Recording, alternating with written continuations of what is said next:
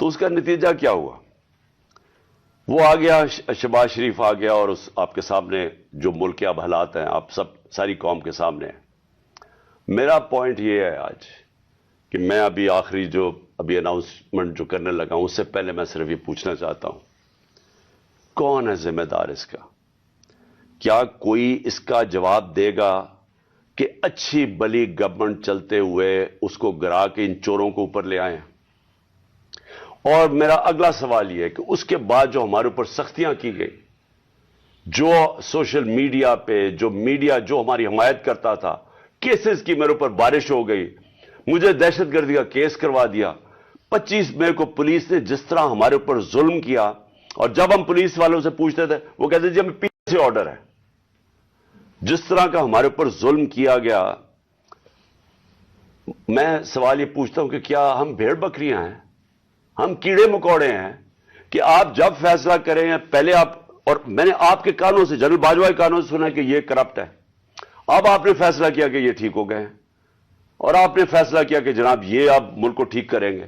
تو کیا ہم وہ کیڑے مکوڑے ہیں کہ جدھر آپ بھیڑ بکریوں کو دھکیلیں گے ہم ادھر چلے جائیں گے؟ یعنی ہم انسان ہیں یا ہم جانور ہیں کہ جو آپ کا فیصلہ ہو بند کمروں کے اندر ہم اسی کے اوپر چل پڑے؟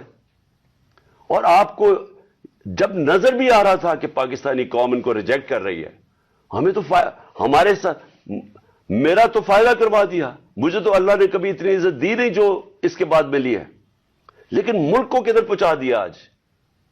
اور میں کیا یہ پوچھنا چاہتا ہوں کہ پاکستان کا مستقبل ہے کہ پہلے یہ لوٹیں گے، اب ان کے بچے تیار ہو گئے ہیں لوٹنے کے لیے، کیا اب ہم ان کو لے کے آئیں گے؟ اور اگر ہم ان کے خلاف جائیں گے اور ہم ان کو ریزسٹ کریں گے تو ہمیں پھیٹا لگایا جائے گا، ہمارے پر کیسز کیے جائیں گے، ہمیں ڈرایا جائے گا۔ مجھے ابھی بھی کہہ رہے ہیں کہ جی آپ اگر آپ نے گورنمنٹ چھوڑ دی تو آپ کے اوپر بڑا ظلم ہوگا، آپ کی پروٹیکشن چلی جائے گی۔ جب میں جا رہا تھا، میں آج اپنی قوم کو بتانا چاہتا ہوں کہ جب میں جا رہا تھا مارچ کے اوپر، سب کو، میرے ارد گرد بھی لوگوں کو پتا ہے، میں نے سب کو کہا تھا کہ اس میں واردات ہوگی، میرے خلاف میری جان کو خطرہ ہے۔ میں نے ٹی وی کے اوپر جا کے اس سے پہلے بتایا تھا کہ یہ دینی انتہا پسند کے نام پہ مجھے قتل کریں گے۔ ہر روز جب میں مارچ پہ جاتا تھا اور میں بشرا بیگم کو خدا حافظ کہتا تھا، میں تو ان کو سلام کرتا ہوں کہ ان کو پتا ہوتے ہوئے کہ میری جان خطرے میں تھی، اس کے باوجود وہ مجھے کہتی تھی کہ نہیں جاؤ، یہ جہاد ہے، یہ اللہ کے لیے آپ کام کر رہے ہیں۔ کوئی اپنی زندگی خطرے میں نہیں ڈالتا پیسے کے لیے یا اقتدار کے لیے، کوئی زندگی خطرے میں نہیں ڈالتا۔ جہاد کے لیے جب آپ اللہ کے لیے کام کر رہے ہیں تب آپ پتا ہوتے ہوئے کہ اب زندگی خطرے میں، اس کے باوجود جاتا تھا میں۔ اور میں جیسے ٹھیک ہوں گا انشاءاللہ، جیسی میں چلنے کے قابل ہوں گا، میں پھر نکلوں گا باہر، کیونکہ یہ اللہ کا کام ہے۔ اپنی قوم کو حقیقی طور پہ آزاد کرنا یہ اللہ کا حکم ہے ہمیں۔ ظلم اور ناانصافی کے ساتھ سامنے کھڑا ہونا یہ اوپر والے کا حکم ہے، اس کو وہ جہاد کہتا ہے۔ امر بالمعروف پہ چلنا، کہ جب آپ دیکھ رہے ہیں یہ سارے چوروں کا ٹولہ اوپر بیٹھ گیا ہے اور آپ چپ کر کے بیٹھے رہیں بھیڑ بکریوں کی طرح، یہ آپ قرآن کا جو اللہ کا حکم ہے اس کے خلاف جا رہے ہیں۔ تو میرے لیے تو یہ جہاد ہے، تو میں نے تو یہ رکنا نہیں ہے۔ اور میں اپنی ساری قوم کو آج کہہ رہا ہوں، میں نوجوانوں آپ کو کہہ رہا ہوں، یہ کبھی نہ سوچے جو یہ 7.5 لاکھ ہمارے لوگ ملک چھوڑ کے گئے ہیں۔ مجھے افسوس ہے کہ دیکھیں آسان راستہ ہے، میرے لیے کیا آسان زندگی تھی، میں کرکٹ کے بعد کچھ بھی نہ کرتا، تھوڑی سی کرکٹ کے اوپر بات چیت کرتا ہوں، اللہ نے مقام اتنا دیا ہوا ہے میں کروڑ روپیہ کما سکتا ہوں، مجھے تو کچھ کرنے کی ضرورت نہیں تھی۔ لیکن اللہ نے ہمیں کسی مقصد کے لیے پیدا کیا ہے۔ جانور آتے ہیں، بچے پیدا کرتے ہیں، کھا پی کے مر جاتے ہیں، تو انسان بھی اگر اس کو اب سمجھ ہی نہ آئے کہ اللہ نے ہمیں کسی مقصد کے لیے پیدا کیا ہے، تو اس میں جانوروں میں کیا فرق رہ جاتا ہے؟ وہ جب قرآن کی آیت ہے کہ جب انسان فرشتے سے بھی اوپر چلا جاتا ہے لیکن گرتا ہے تو جانور سے بھی نیچے چلا جاتا ہے۔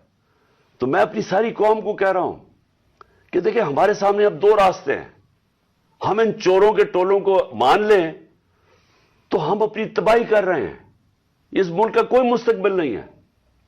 ایک ہی راستہ ہے کہ اب جدوجہد کریں. میں وہاں جب گیا پنڈی پہنچا اور میں اس وقت بڑی تکلیف میں تھا, میں یہ بھی آپ کو بتا دوں, کیونکہ مجھے ڈاکٹرز نے کہا تھا ابھی نہیں آپ ٹریول کر سکتے. میں گیا اس کے باوجود صرف اپنے لوگوں کو کھڑا کرنے کے لیے کہ دیکھیں یہ پاکستان کے لیے ایک فیصلہ کن وقت ہے, اس کو ضائع نہ ہونے دیں. قوم میں بیداری آ گئی ہے, اور میں وہاں دو میں چیزیں کر سکتا تھا. ہم وہاں دھرنا بھی دے سکتے تھے, لاکھوں لوگ تھے.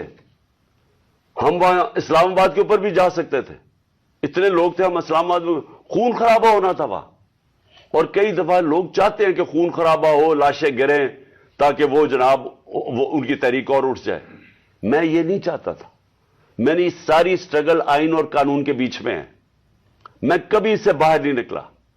اور میں نے اس لیے فیصلہ کیا کہ بجائے ہم وہاں جائیں اور توڑ پھوڑ ہو اور تباہی ہو, میں نے فیصلہ یہ کیا کہ ہم جو 2 اسمبلی اب قربان کرتے ہیں اپنی 2 اسمبلیوں کو, ہم قربان کرتے ہیں اپنے ملک کے لیے, اور اس لیے کرتے ہیں کہ ان کو جب 66% پاکستان میں الیکشن ہوگا, جب ہم ان 2 اسمبلیوں سے نکلیں گے, جو میں بھی بتانے لگا ہوں کب نکلیں گے, 66% پاکستان میں الیکشن ہوگا, تو عقل تو یہ کہتی ہے کہ آپ جنرل الیکشن کروا دیں.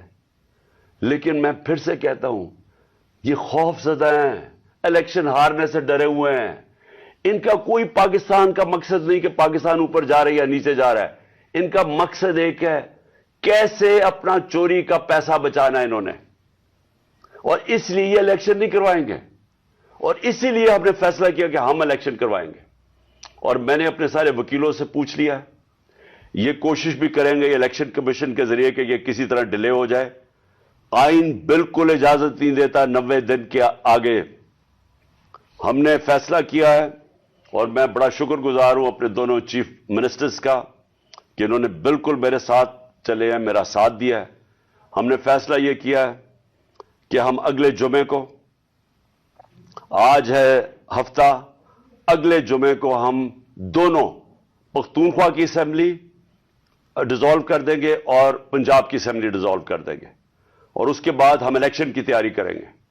اور اس کے بعد ہماری جو 100 غالباً 23 سیٹیں ہیں اس وقت نیشنل اسمبلی میں, ہم وہاں جا کے نیشنل اسمبلی میں جا کے اسپیکر کے سامنے ہم وہاں کھڑے ہو کے کہیں گے کہ ہمارے ریزگنیشن ایکسپٹ کرو. یہ ڈرامے نہ کرو کہ چن چن کے 8 جو انہوں نے پہلے ہمارے ساتھ کیا تھا, انہوں نے بجائے ہمارے باقی ریزگنیشنز ایکسپٹ کرنے کے, انہوں نے 8 سیٹیں چنی. یہ جو بڑا کرپٹ یعنی مورلی کرپٹ الیکشن کمیشن ہے, اس نے نواز شریف کے ساتھ بیٹھ کے 8 سیٹیں چنی جو ہماری سب سے کمزور سیٹیں تھیں, جن میں بڑی کم مارجن سے ہم جیتے تھے.